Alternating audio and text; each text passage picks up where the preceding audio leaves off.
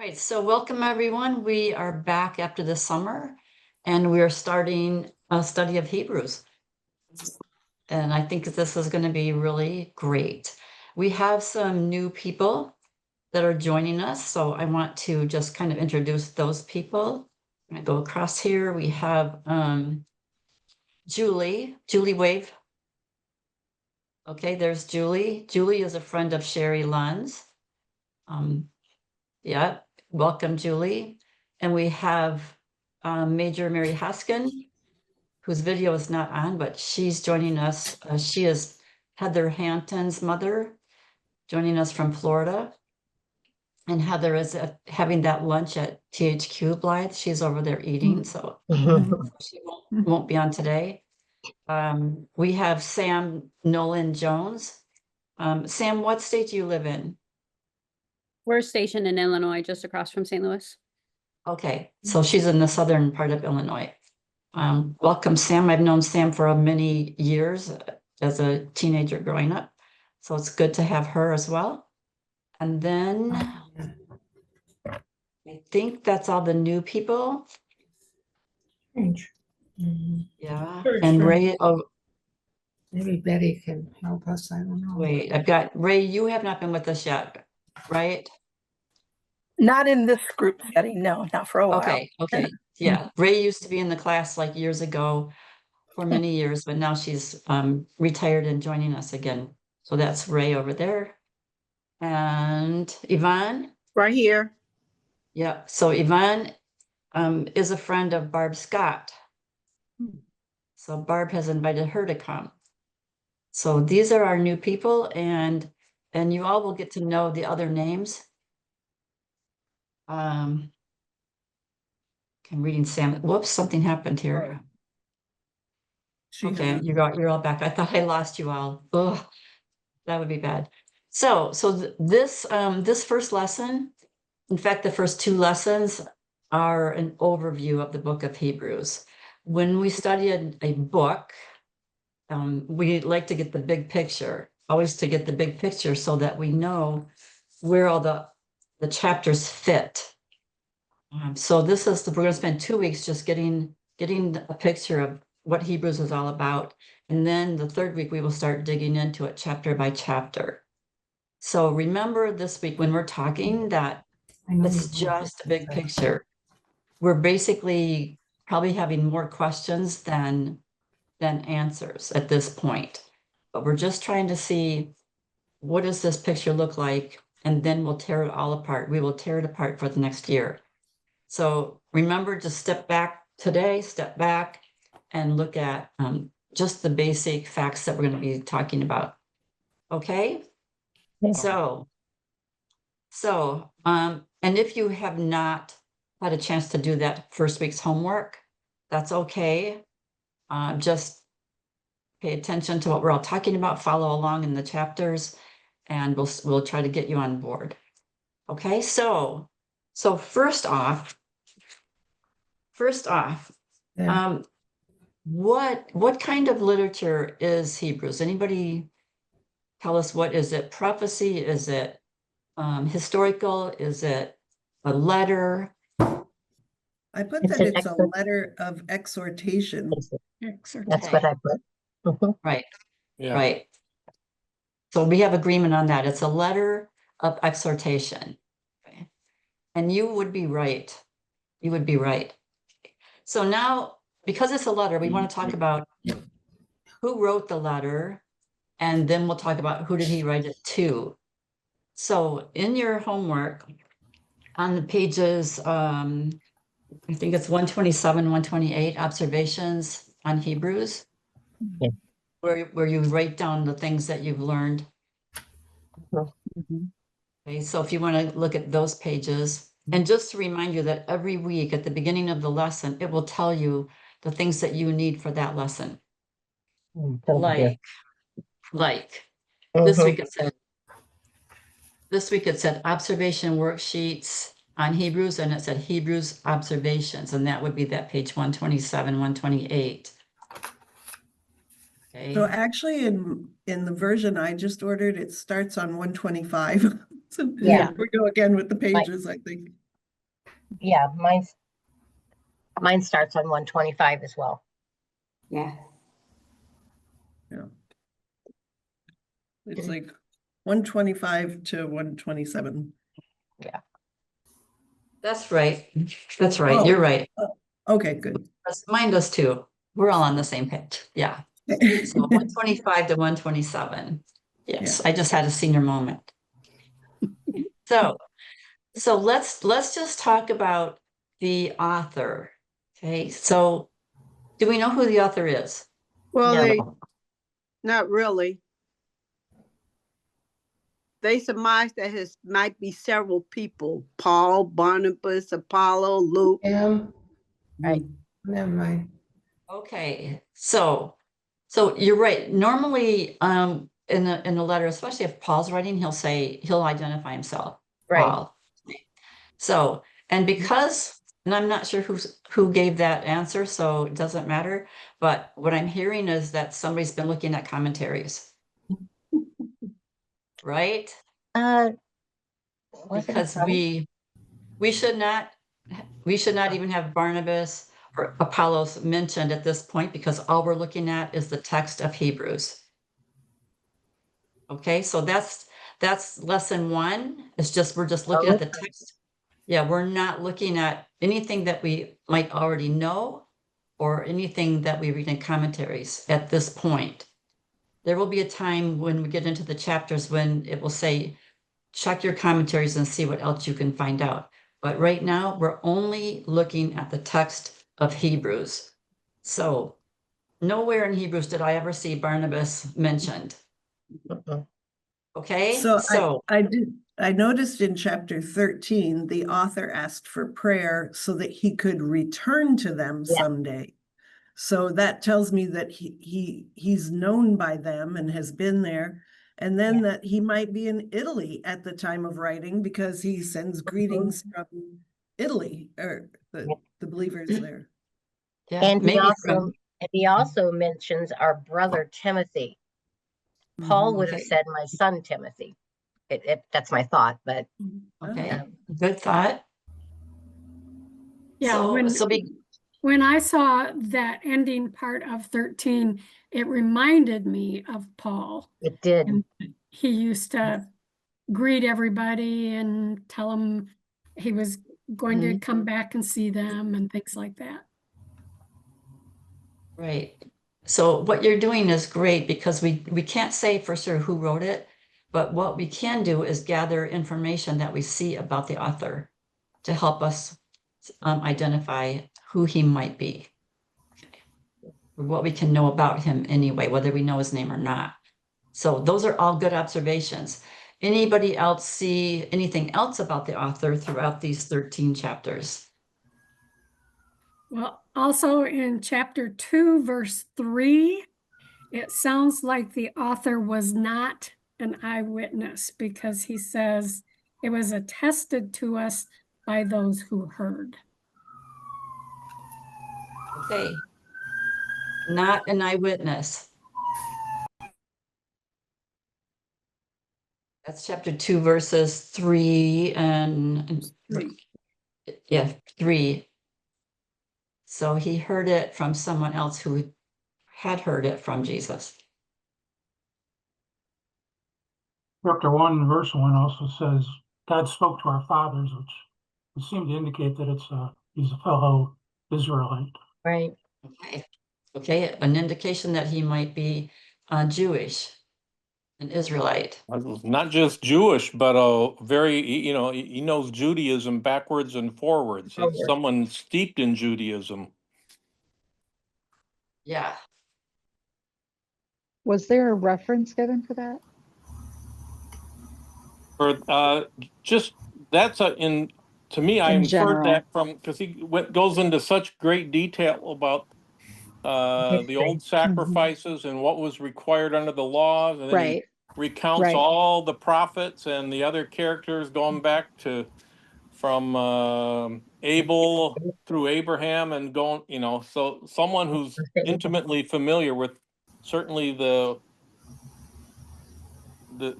laws and rules, knows the old covenant backwards and forwards. Yeah, I was thinking in reference to that too, in a general way, that it reminds me of Paul, who was so trained as, the Pharisee of Pharisees, a lawyer. I mean, he knew, like you said, Mhm. he knew the Torah, Mm, all the sacrificial system in the old covenant. And they reminded me very much of his life training before Jesus. right.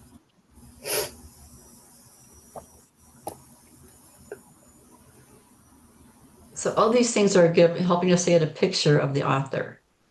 Right. Anything else about him that you saw throughout the book?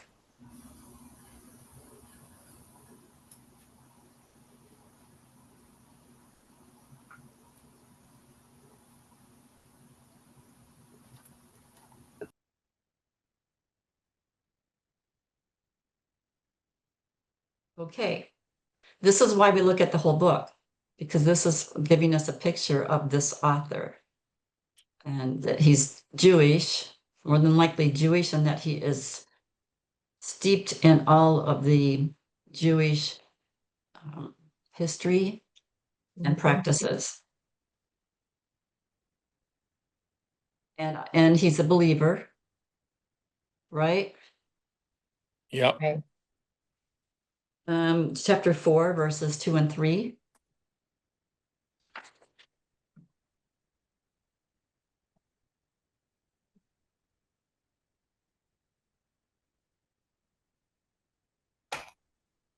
Okay.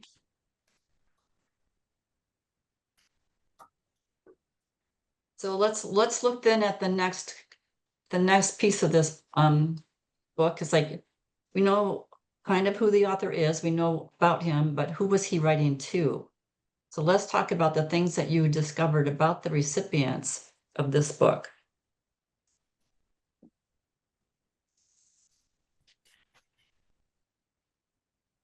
Well, the way the author speaks to them, they seem to be Hebrew Jews, steeped in the history and practices of Judaism, that he's just saying, you know this stuff. Just remember it. There's the exhortation, remember it. Okay. Because he also says in chapter 5 that they're not mature yet. And maybe don't get it, and like they need to not just drink milk or whatever, progress. Mhm. Yeah. I think he's concerned that because, yeah, like you say in chapter 5, these are fairly new Christians.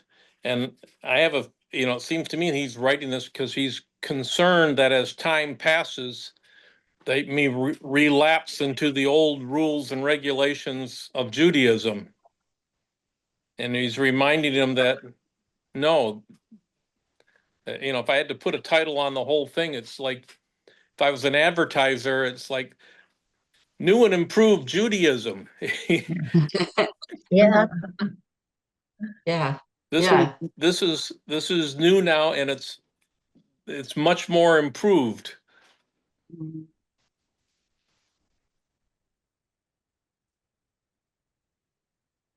It also says that after they became followers of Jesus, they were faced with a hard struggle with sufferings. So that was in chapter 10, 32 to 36. So they've gone through something, or are going through something, struggles. Mm-hmm. Which again is probably why they need encouragement. Mhm.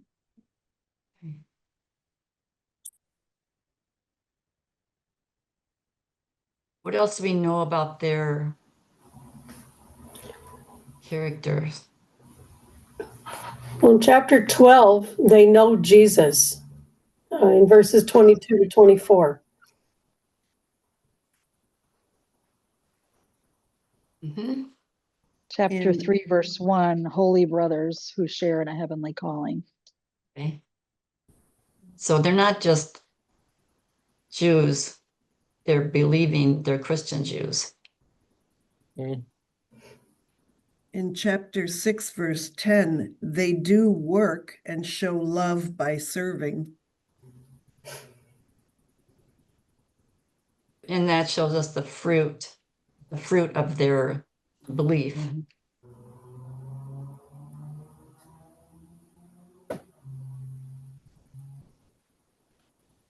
And in 6:9, they're beloved. Mm-hmm. See, all we're doing is just reading through the book. Whenever we notice something about them, mostly from the you or the your pronouns, then you just start gathering those facts. And then we just are making a picture of what we know about these people.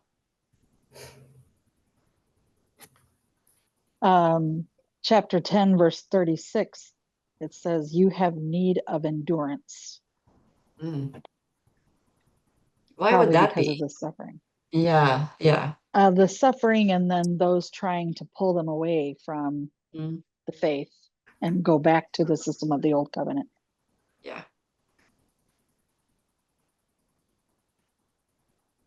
I thought it was interesting in verse 34 that they'd had their property seized. Mm. Yeah. And what was their attitude about that?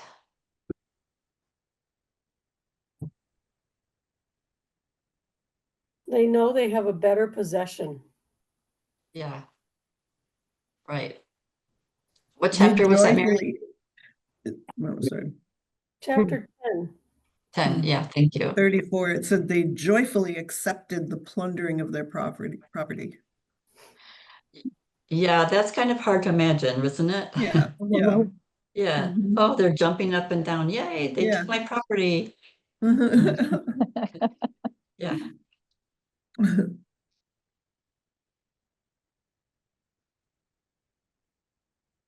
I've got a storage unit. Someone could help themselves too.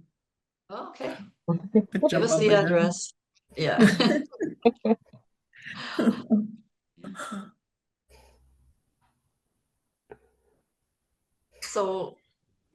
So what we have is the author, who is a Jewish believer, very educated in all the ways of the Jews and all the history and all of the sacrifices, everything.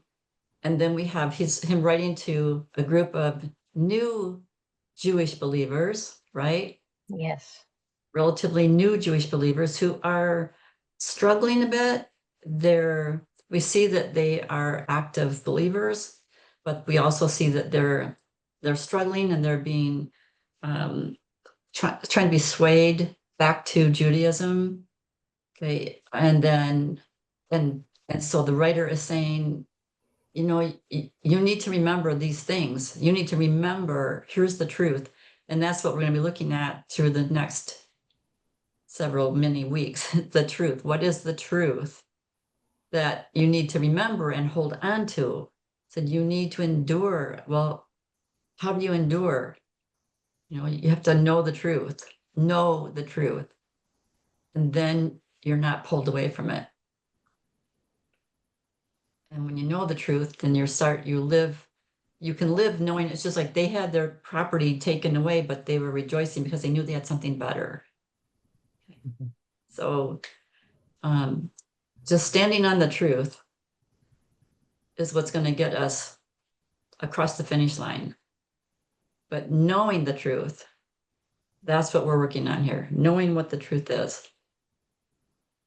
And so the author is writing to them to exhort them, to strongly encourage them to remember all the tenets of the truth of the gospel.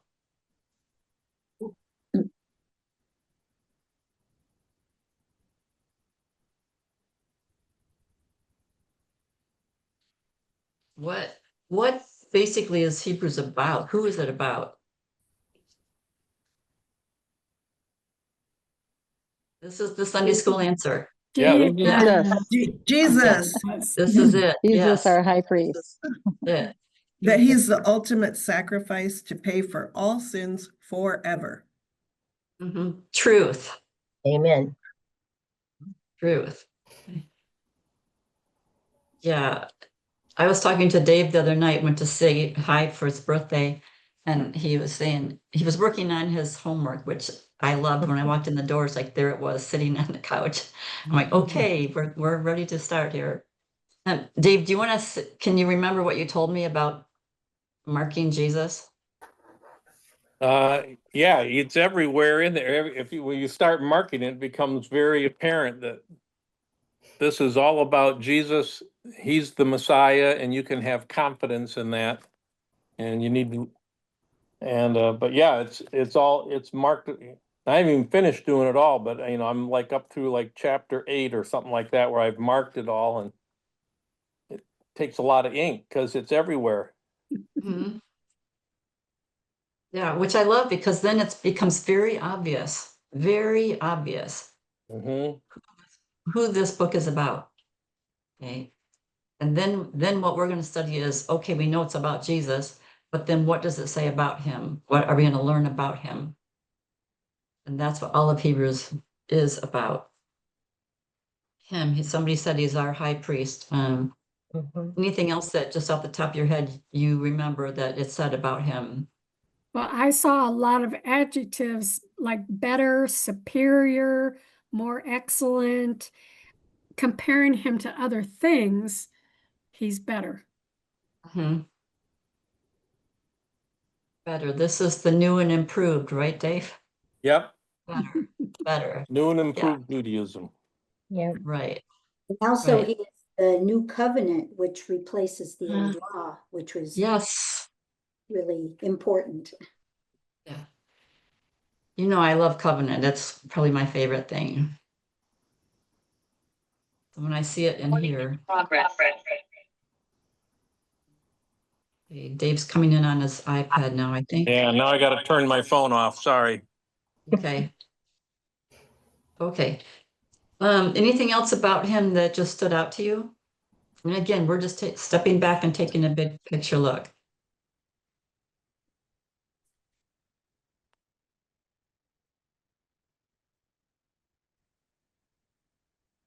Okay, we're gonna have plenty of time to dig into that.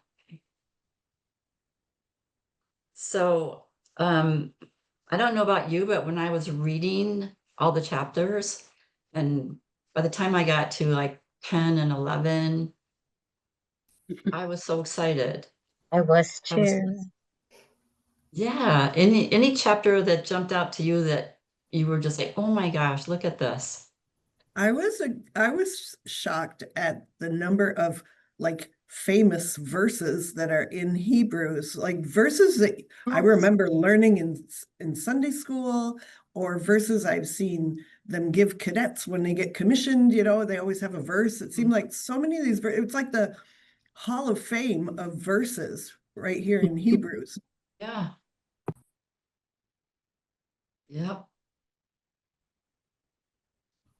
And most of those verses, we hear them, they're taken out of context, right? Well, we're going to see them, that whole Hall of Fame of verses in context of the whole Bible. I mean, of the whole book of Hebrews and the whole Bible.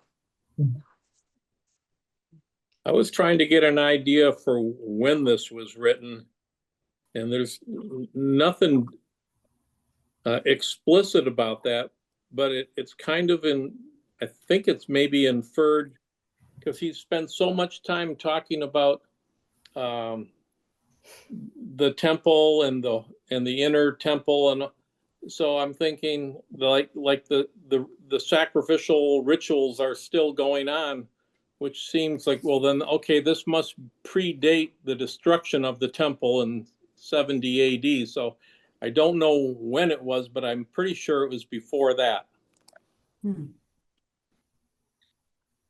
A very good observation. And this is how historians figure this out. They look at things like what Dave was just saying about, he's talking about the temple. So obviously the temple is still standing. So it had to be written before the destruction of the temple. So that puts him in a time period in history. So they start putting the pieces together. And that's what we're doing. We're just looking to see what clues do we have here about the historical setting. What was going on at this time? If you were to talk about the historical setting, what was happening in that day, if you were one of these believers living in that time period, what would you be experiencing? Persecution. Persecution, Mm-hmm. Yeah.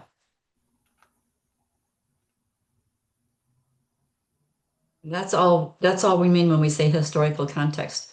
What was actually happening right then? It was persecution of the believers. And you have to remember too that this is not long after Jesus was crucified. So this is when we're changing from one system to the new system.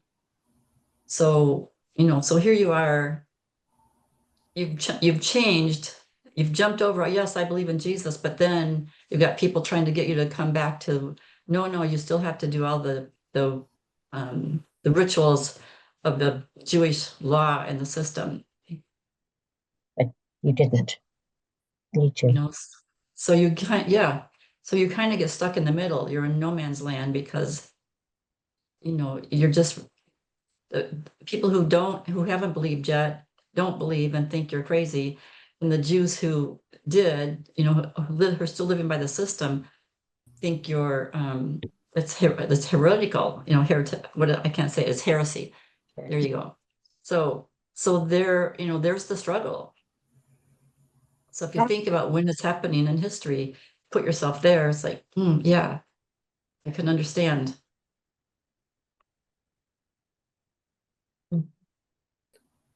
Yeah, it's like those Gentile believers in the book of Acts that they told them they had to get circumcised because now they're believers. And Paul was saying, no, they don't. They're believers because they believe in Jesus. We're not going back to those rituals and rules. Right.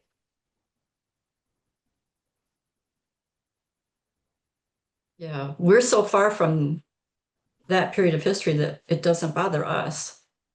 We believe in Jesus and we move forward. They're in that land of struggling back and forth, being pulled both ways.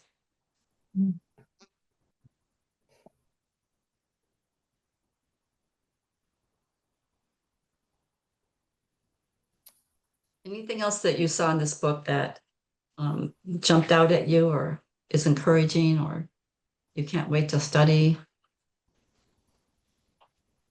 I liked all the chapters talking about Jesus being our high priest and comparing him to the earthly priests and kind of the argument of why we don't need the earthly priests anymore, because Jesus did it all. He paid the price, he gave himself, and I thought that was very well spoken in the chapters. And then Melchizedek was mentioned so many times. Yes, Right. Comparing Jesus to him. We'll be taking a good look at all of those topics when we start getting into chapter by chapter. I'm excited to hear why people are excited to study Hebrews because I'm a little bit intimidated. There's not a lot, like the entire book of Hebrews as I was reading through it in my Bible had no notes, no writing in it, nothing, and that is not normal. So I'm noticing it's not something I've done a lot of. But what I noticed while I was reading through it is I have never marked therefore so many times. Yeah. Therefore, there, Now. for, so that, Now. and but Yep. were Now. so prevalent. Mhm. And I'm excited to dig into all of that. Exactly. Therefore is such a powerful word. Because it stops you in your tracks, and just you have to look back and connect what he said before the therefore to what he's saying after. Okay, because of this, now therefore do this. Okay. But it makes you stop and evaluate it. So yeah, the therefores, I noticed that several chapters start with therefore. Yeah, therefore. Which is also a good reminder that chapter divisions are man-made chapter divisions. Okay. But the therefore immediately ties you back to the previous chapter. Connects the dots. Okay.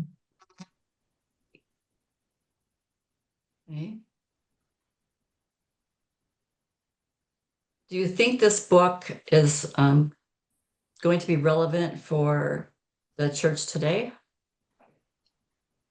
Yes. Yeah, that was almost a rhetorical question, right? Yeah. Yes. So long ago, except, the message of it is so needed today. The exhortation to stand on the truth, know the truth, and stand on the truth.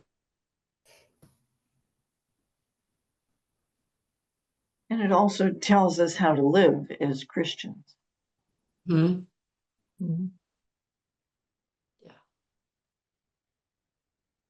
Yeah, we're going to get a lot out of it. Courtney, you're going to be marking that Bible up like crazy. Yeah. Yeah. Yeah. I haven't taught Hebrews in probably 25 years. So I'm excited to get back and do it again. I think I studied it about 14 years ago, if I remember, and was so incredibly blessed by it. But then it was 2 books instead of 3.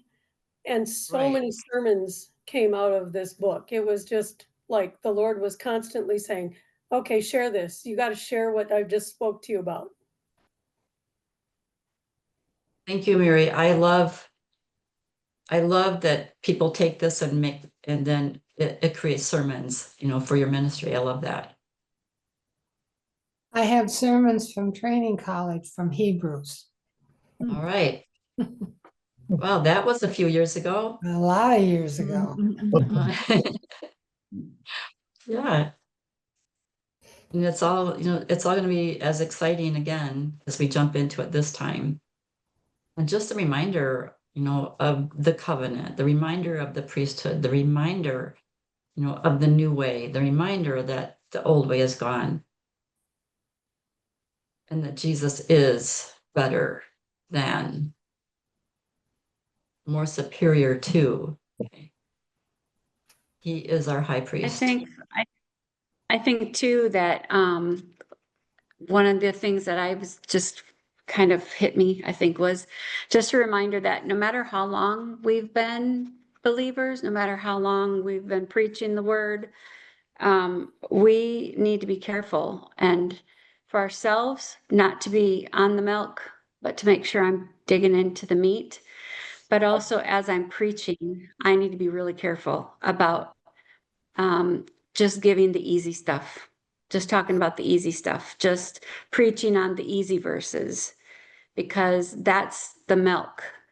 And we need to be making sure that as I'm preaching and as I'm teaching, I've been challenged to think, in order to preach it and teach it, I've got to be taking it in. So just a reminder that, I've been on the journey. I've been a Christian as long as I can remember, and it's easy to fall back on, Jesus loves me, this I know, which is important, but it's so much more than that. And so I think it's important for even those of us who've been around a very long time just to be reminded the milk isn't enough. Amen. Yeah. A lot of times we just hear the same things over and over and over, and we don't ever get to the hard stuff. It stretches us, Yeah, thank you, Dawn. Well, I'm not really a preaching type person, but the verse that I just keep thinking about over and over is in chapter 12, and it's the second verse, looking to Jesus, the founder and perfecter of our faith. And so many things about that verse that just grabbed me, like looking to Jesus, keep your eyes on Jesus. And Jesus is the one that founded our faith, but it's ongoing. Like he is continuing to perfect our faith. And so I keep looking, and then he keeps helping to perfect my faith. He keeps teaching and growing me. That verse just keeps going through my mind. It's a good one.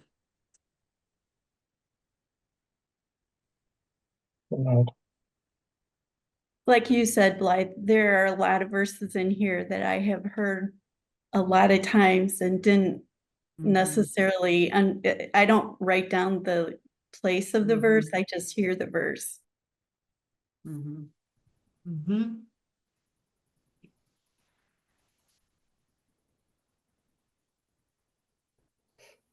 I didn't see anywhere where the author is specifically saying that they were about to fall away, but I think that there was a couple of times that he was kind of like just warning them to not. And I feel like with my kids, I'm only warning them to not when they're just about to. Ah, And in chapter 5:11, he says that they have become dull of hearing. And that's what I've been like really kind of chewing on, just like that idea of, sweetheart, that idea of just making sure that that's something we can control, that we're like hungry and listening and not growing to become dull of hearing. yeah, there's another verse in here, thank you, Sam, that talks about today, if you hear his voice, don't harden your hearts, don't become dull of hearing.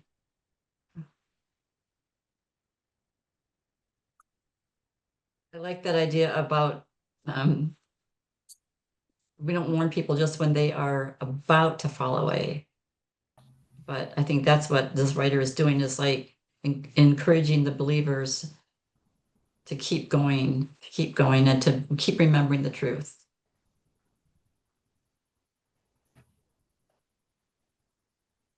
I like the part about not drifting away. Because we can become so complacent that we're a Christian now, I'm in the boat. I'll just go with the flow and do nothing and just sit here in the Christianity boat and ride along. Yeah. Just drinking the milk.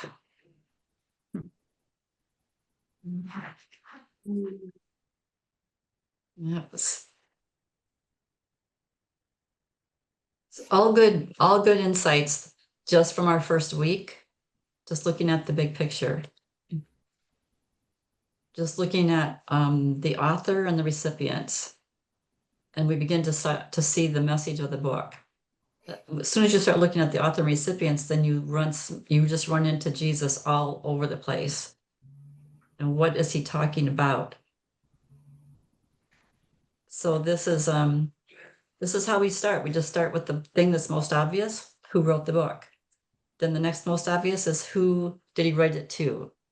And then as we see that, as we read through that, we start to see key words. Anybody can tell me what a key word is? Repeated several times. Repeated, yes, repeated. Repeated, and it's essential to the text. And so we talk about key words. So as you read next week, they're going to ask you to look for some key words. Okay? So offhand, does anybody have any idea about what a key word or a key phrase might be that you're going to see? Better than. Better than, yes. Better than. Jesus is going to be a key word. He is definitely like, yeah, Dave's already running out of ink on that one. Yes. And Yeah. high priest. Yeah, high priest. Faith or salvation. Right. There's the phrase, let us. Let us then, because therefore let us do this, or let us not do this. Okay, and so I'm looking right now at the homework for week 2, because I want to just kind of get you into that a little bit. So if you have that with you, it's going to have you reading again the whole book. And on day 2, it says, look for the phrase let us, look for the phrase better or better than. These are key words or key phrases. And the whole idea of a keyword or key phrase is that it gives you a subject that is being discussed. And then it's like, well, what do I learn about this subject? If I mark that word and take note of what it says, I'm going to learn that Jesus is better than the angels. Jesus is better than the high priest. Jesus is better than the old system. Jesus is better than. Okay? Superior too. I think the word superior is in there somewhere. Yeah, that's I think in chapter 1, superior to the angels. Right. So that's the idea of key words. So as you're reading through, so they're giving you a couple of those to look for, but when you see other ones that it's a key about repetition. When you see something that's repeated, then you want to stop and ask yourself, what is the subject and what am I learning about it? So when you get to the repetition of high priest, you're going to mark that, and then you're going to learn, well, what about this high priest? What am I learning? And Jesus is better than, so what's the comparison? Okay. In one of the chapters, he talks about discipline. Unknown caller. Discipline, and how a father disciplines his children and compares that to being disciplined by the Lord. So discipline, you'll see discipline. What about chapter 11? Faith. By faith. By faith, yes, by faith. The whole chapter. If you Yeah. removed faith from that chapter, the chapter wouldn't mean anything, right? Right. Mhm. So that's a key, that's a key word. So when you see it by faith, then you start thinking, well, what happened by faith? And then you have that whole list, people in chapter 11. Yeah. Okay. So that's one of the things that you're going to do. And then next week also, you're going to read each chapter and give each chapter a theme. Okay, what is the main message of this chapter? Okay, so just as a reminder to some of you, or instruction for the new people who may not have done that before, when you're looking at a chapter, okay, on page, Is it 128 where you've got the list? yes. Whoops, I have the wrong page.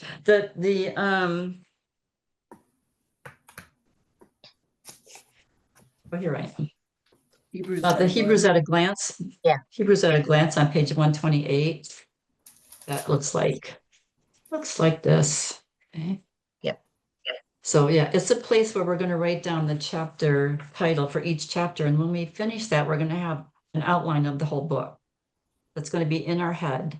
It'll help us to remember the outline of this book.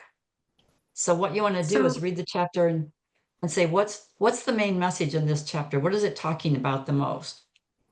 And then come up with a title for that chapter based on that. So for instance, okay, chapter 1 is basically, he's talking about how Jesus is superior to the angels. Right? The whole chapter from, is, then he makes the case about, for which of the angels did God ever say, you are my son, today I have begotten you, or I will be to him a father. And he goes through the whole chapter making the case that Jesus is superior to the angels. And so that's the main subject of chapter 1. And so what I did was I just wrote Jesus superior to angels from verse 4. So if you can tie it to a verse that will identify that. So verse 4 says, having become as much superior to angels, as the name he has inherited is more excellent than theirs. So from that verse, then he goes on to explain that. So it's just keep it simple, keep it scriptural. Don't make up a big fluffy title for it. You want something that will help you remember from scripture what it says. Okay. When it says the segment division, don't worry about that right now. Yeah, don't worry about that right now. We'll talk about that a little bit. Like for chapters 1 and 2, if we drew a line across that after chapter 2 in that segment division column, then we would put like angels. Okay. Because he's talking about angels there. Okay. We'll get to another place where it would be about the high priest. Okay. So it's just dividing up the book to say these 2 chapters are about the angels. These are about this. Okay. This is about the covenant. Yeah. So don't worry about that right now. And don't let it. Oops, sorry. Don't let it disappoint me, discourage you. Yeah. Go ahead, Sherry. I was just gonna say, I usually write this stuff in pencil because Yeah, thank you. sometimes I change my mind. Mm-hmm. Yeah. Yeah, I have a note to remind you to write it in pencil and I didn't look at my note. So thank you. Yes, no, write it in pencil because it's after we studied the chapter in depth, you might change it. So right now, when you're just doing a cursory overview of that chapter, you'll be like, oh, I think this is about this. But then 3 weeks from now, when we study chapter 4 or 5, you're going to say, oh, that's not what that was all about. This is what it's about. Okay. So just put it in pencil. You can erase it anytime you want. Okay. Yeah, thanks for that reminder. So that's on lesson 2. So you're going to be reading each chapter next week. And so I would encourage you, I would exhort you to do a little bit each day. Because if you wait until Tuesday, you won't be able to get it done. No. So no, do it a little bit each day because you're gonna be reading each chapter and putting a title on the chapter. Okay. Okay. And if you read it all at once, then you don't absorb it all. But if by spreading it out, you can absorb it. You can take more time, on each chapter. Because the more you read the whole book and get that in your head, the better it is going to be to understand when we get in chapter by chapter. Okay, any questions? You're going to be making using your Hebrew observation worksheets, page 125 to 127, to write down your observations about keywords, about warnings. There are warnings in this book. So you'll be looking at warnings. Hey, Linda? Okay. One of the questions we had was, did you find a verse that tells why Hebrews was written? I'm curious to Okay. what people thought that verse was. Okay. Anybody find the verse that says why Hebrews was written?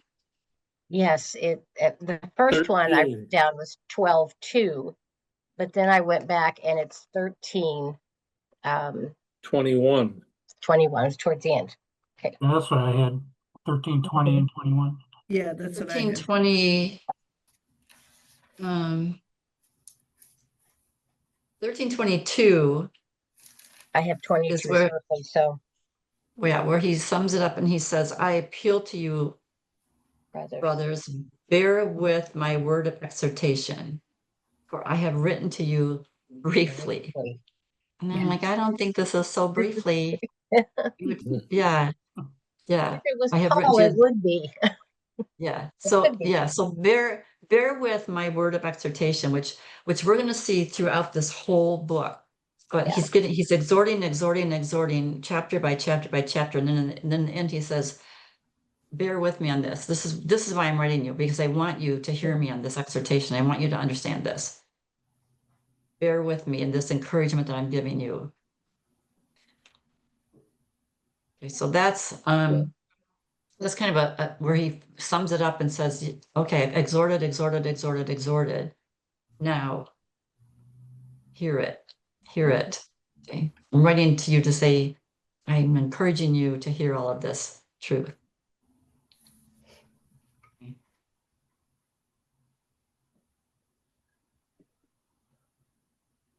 Okay, any other questions? New people, you feeling okay? I'm good. Okay, love to hear that, Yvonne. Thank you. I'll try to figure out how to get on so I have a picture. Okay, well, you've got about 13 weeks or There so should to be a do it. little box that shows a video camera with a line through it, and if you click on it, it should go off. Sometimes I forget to do that. I'll tell my husband, he's my IT guy. Mhm. Yeah. It's there, you'll find it. So if you're just starting, don't get discouraged. I have a Who was somewhat that? unrelated question. Why do you study with ESV? We were using NASB, and then they came out with the studies in ESV, which is just a little bit more of a modern translation. but still holding on to the words that we need to be able to do word studies and more, of the word for word translation rather than a phrase for phrase. It's just a little bit more modern. We thought we would start doing that. Okay. This discussion in Hebrews, it reminds me of, I have a friend who's well up into his 70s, a devout Catholic, and trying to talk to, this reminds me of my conversations with him. I said, the priest isn't going to get you into heaven. Chanting, doing 5 Hail Marys and 4 Our Fathers isn't going to cut it. You have to have your own trying to show him there's a better way, but it's, he's so, I'm thinking, why wouldn't the Jews, I would be so relieved if I was a Jewish person. Wait, I don't have to go through all this gobbledygook anymore and get rams and goats and doves and take it to the temple. But now I understand why they could be you're so steeped in that tradition. And my friend, he just, I have Catholic friends who, who they do get into Bible study now and into the Word because, they know you got to have your own relationship. You don't go through the priest, you go right to Jesus. But this reminds me of that same situation, trying to get through to him. Mm-hmm. So maybe I'll tell him, you need to read through Hebrews and maybe you'll understand what I'm trying to say. Yeah, and maybe he will, and maybe God will use Hebrews, in your conversations to help him. Yeah, we've got a lot to look forward to and to see how God's going to use this all. You guys did great today, by the way. Really good, just pulling things out. So keep doing that, and we'll have next week will be again the overview, and then the third week we will start in chapter 1 and start digging into everything. Okay. Thank you for doing this. Also, you're welcome. You're welcome. Thank you, Linda. You're very welcome. Very Good welcome. to see you all again. Yep. Yep. So if we don't have, where's Priscilla? Yeah. No. Patricia. Patricia, yeah. Patricia. She's out and about, I don't know, Austria or someplace. I'm not sure where she is. Yeah. Will she be joining us again? I always like She having will. her. Okay, good. She will. She will, yes. Yes. Yes. Okay, so we'll see you all next week. Okay. All right. Bye. Bye. Bye-bye. Bye. Bye, everyone. Bye.